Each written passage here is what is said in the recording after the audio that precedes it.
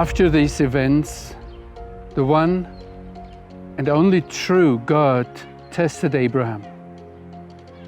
He said to him, "Abraham." And Abraham answered, "Here am I." And God said, "Take your son, your only son, the one whom you love, Isaac. Come, go with me to the land of Moriah, and there offer him as an offering of ascension on one of the mountains which I shall tell you." Now pay attention, he didn't tell him, butcher, slaughter him, but he said, bring him, and it's a very unique phrase he uses there, as an offering that goes up. Abraham rose early in the morning, saddled his donkey, took his 2 young men with him, and Isaac his son.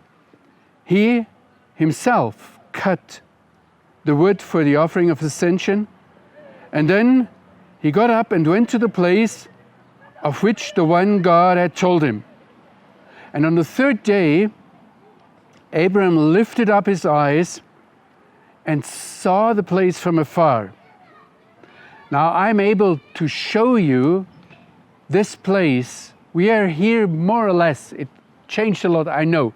And Abraham certainly did not hear all the cars and the people around here, but it's very much the place, if we look at the geography, where Abraham arrived and lifted up his eyes, and come with me, he saw the place, and it is this place here that he saw. And actually, between this place and where I'm standing here, or where Abraham saw it from afar, is a valley. And this valley, in Hebrew, it's called Gei Hinnom, the Valley of Hinnom. And from this, for example, comes the Arabic word Gehenna, which is the word of hell, which it was actually the very valley where the Canaanites offered their children to Moloch, and they burned them. So when Abraham stood here, having in his head the commandment of God to offer up, to bring up Isaac, he saw the valley where the child offerings took place. And we are reminded of Deuteronomy, where it says, "For they even burned their sons and their daughters in the fire to their gods." And it was something that the God of Israel could not stand. You have to have that in mind. And then Abraham said to the young men who were with them, to his servants, he said, "Stay here with the donkey. I and the boy will go over there. We will worship and return here." Just listen, he didn't say, "I will offer him." He didn't say, "I will slaughter him, I will murder him."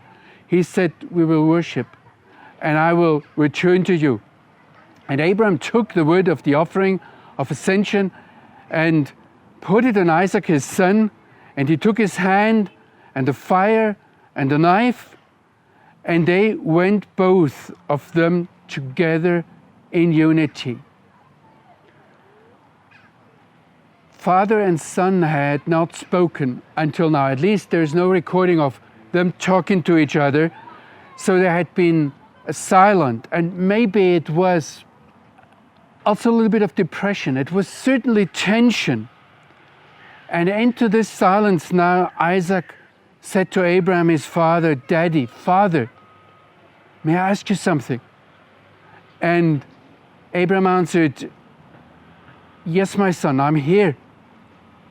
And Isaac said, "Look, there are the fire and the wood, but where's the lamb for a burnt offering?" And to this Abraham replied, "God will see for himself the lamb for a burnt offering, my son." And then it says again, so they went both of them together, and I add, because this somehow comes with it, they went together in unity. Now this is repeated twice, and we have to ask ourselves, why in this text that is so concise, so short, is this repeated twice? Please understand, Isaac at that time wasn't a little child anymore. He was a man. And the question is how old? He was grown up, maybe 35 years old. And he knew what was going to happen. He knew what was the command of God to his father. He knew that God had asked him to ask Abraham to offer Isaac up. So what we see here, and we have to understand that, is that the two, the father and the son, went together in unity. And they arrived at the place of which the one true God had spoken to Abraham, and there Abraham built the altar. He laid the wood in order, and then he bound Isaac his son. He laid him on the altar on top of the wood, and Abraham reached out his hand. He took the knife to slaughter his son. And in that moment, the angel of the Lord called to him from heaven and said, he cried out, Abraham, Abraham! He stopped him. And the rabbis here ask, why is it suddenly the angel that is talking to Abraham? Before, God had spoken directly to Abraham, and Abraham had answered directly to God. And the rabbis say that the whole of heaven was in uproar that God had demanded such a thing from Abraham. And now God let the angel go and say, tell him, do not harm him. We have to understand this whole situation. It's connected to the landscape, it's connected to the culture, but the culture then was not so much different than the culture today. Look, the extraordinary was not that God asked Abraham, come and offer your son. All the gods did it. And the whole world offered their sons and their daughters to whatever they called God. The extraordinary thing, the outstanding thing in this text is that God himself, heaven himself, forbids Abraham to bring his son as an offering.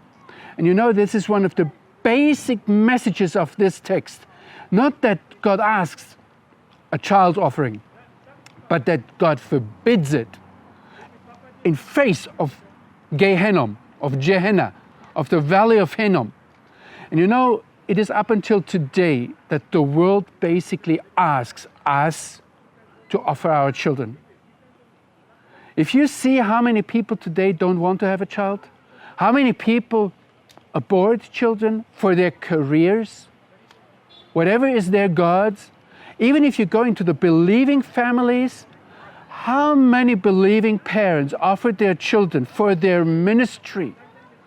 And children say, we do want to do everything, but not just be like our children. The message here is very clear, and father and son together proclaim it, that God does not want children as an offering, as a sacrifice. And you know, you can look up to the New Testament. There it says a deacon, an elder, a bishop, a pastor has to show one qualification, that he is the husband of one wife, of one woman, and that he has children who go with him, who agree with him, that they have not been brought up as a sacrifice, and I say it now spiritually, killed for their father's ministry or for their mother's ministry, but they agree that they go with Abraham. So the message here is very clear. God does not want, under no circumstances, the offering, sacrifice of a child.